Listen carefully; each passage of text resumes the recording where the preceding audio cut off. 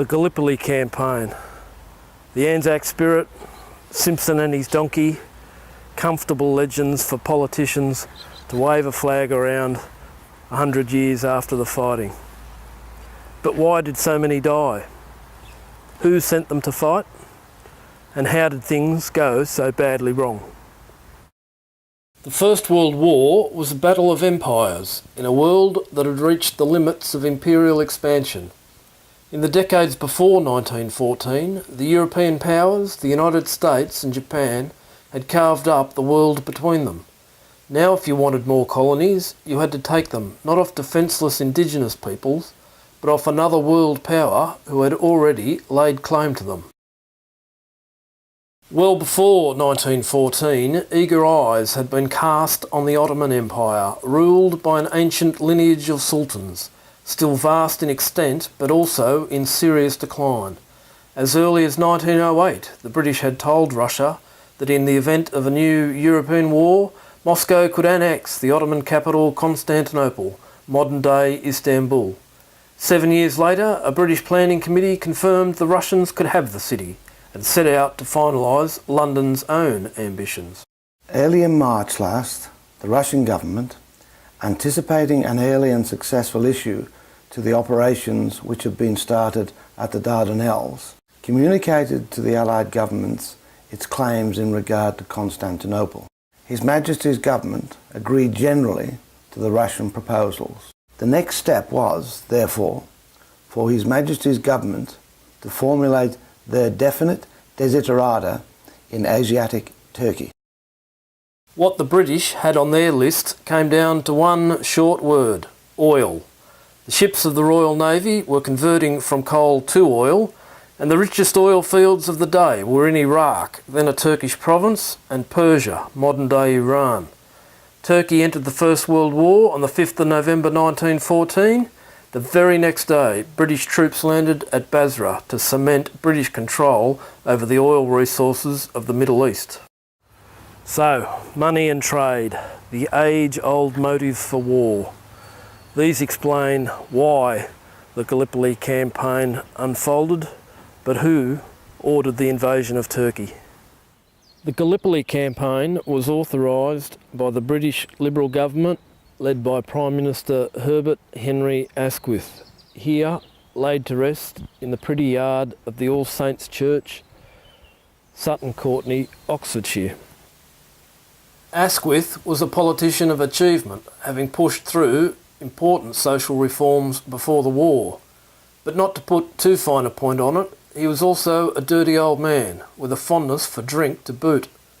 As Europe stood aghast at the horrors of the Western Front in the winter of 1914-15, Asquith was pursuing his latest young lady. Aged 62, he was besotted by aristocratic socialite Venetia Stanley, 35 years his junior. The other politician at the heart of the Gallipoli adventure was, of course, Winston Churchill, First Lord of the Admiralty, political head of the Royal Navy. Impetuous, indifferent to methodical planning, Churchill's boyish enthusiasm for the war was matched only by his thirst for alcohol. The high living of the British politicians was part of the hedonistic social milieu around the Asquith government. Asquith's eldest son, Raymond, was a member of the Coterie, a society circle that included Venetia Stanley and at least one of Asquith's cabinet colleagues, notorious for its consumption of alcohol and morphine. So these were the Edwardian dilettantes who sent so many men to their deaths. But what did the Australian government know?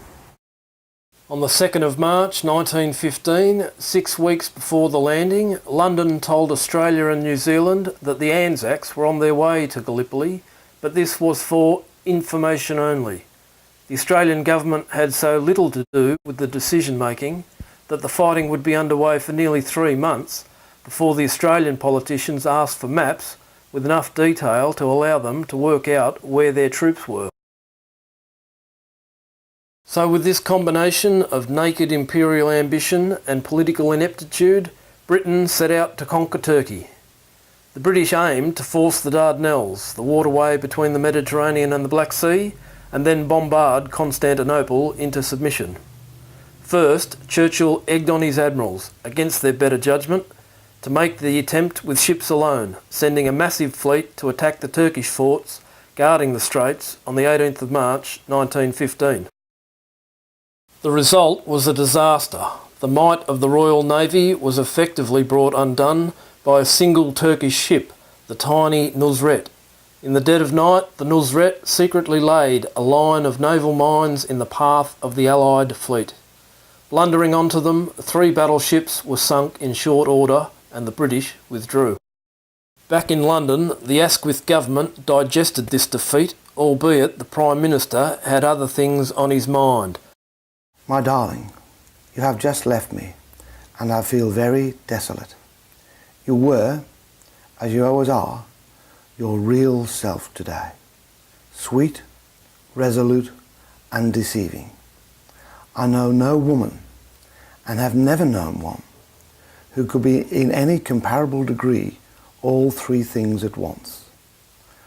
I don't say there is no pain in it, but it is at such moments, in the fresh bitterness of parting, and with the clouded uncertainties of an impenetrable future, that I realise how wise and heaven-blessed I was to have found and appropriated and encased in my heart of hearts what the Scripture calls the pearl of great price.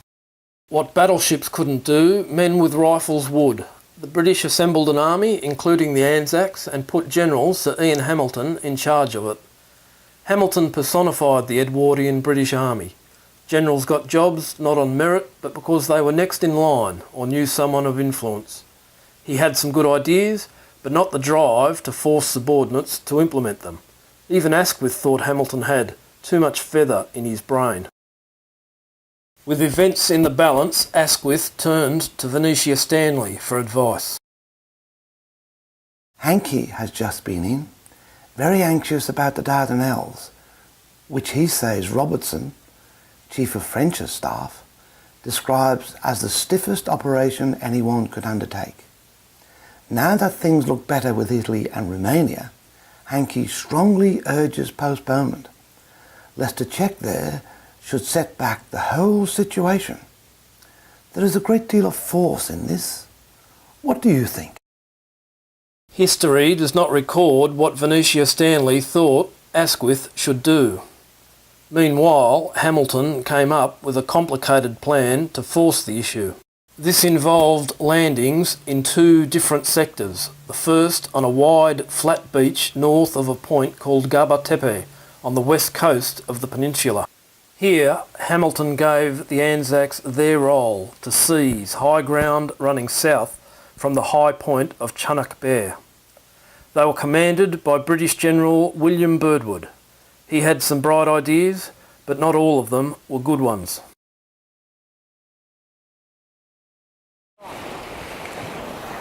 To achieve surprise, Birdwood landed the Anzacs at night, but the consequence was that they were landed in the wrong spot, carried north by the current to land here at North Beach under these horrendous cliffs. The key feature of which, of course, is the aptly named Sphinx. Landing in places like this, in the dark and further south at Anzac Cove itself, the Australians and New Zealanders were soon in desperate trouble. Men had no idea where they were, and their officers soon lost control as units were swallowed up in the gullies and scrub-covered ravines.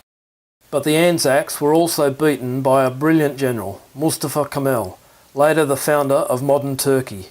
Unlike Hamilton, who watched events passively and did nothing to influence the outcome of the battle, Kemal took decisive action and counterattacked hard. And the bravery of his troops was without peer. Of the Turkish 57th Infantry Regiment, which led the charge, not a single man survived the war.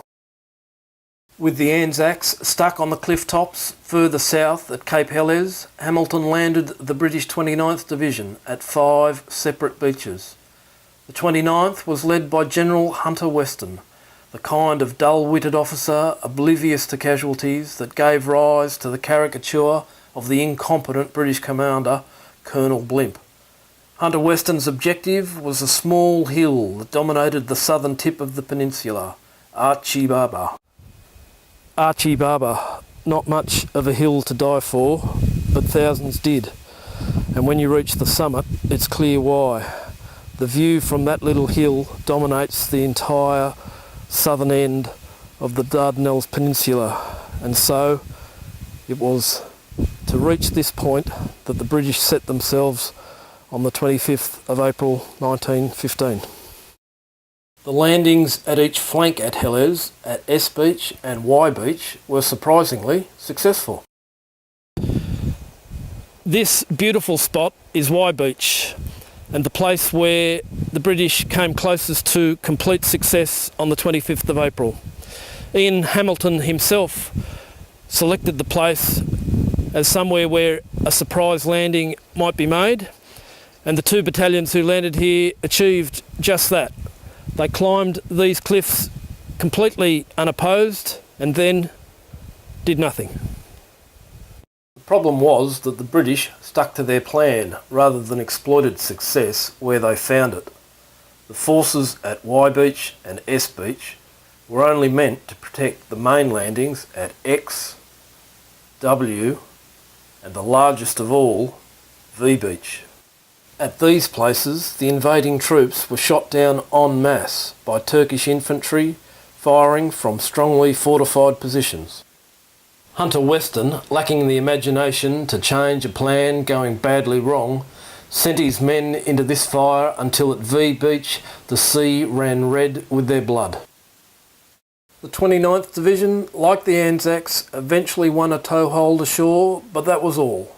Failure on the first day could never be recovered, and Gallipoli became a siege, despite another attempted landing further north at Suvla Bay in August 1915. Gallipoli ended in defeat for the British and the Anzacs in December 1915, when the remaining troops were evacuated. 2,779 New Zealanders and 8,709 Australians would die at Gallipoli, but the British eventually got what they wanted, the Iraqi oil fields.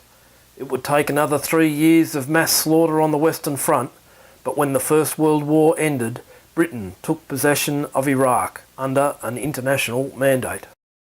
Gallipoli, lest we forget the facts.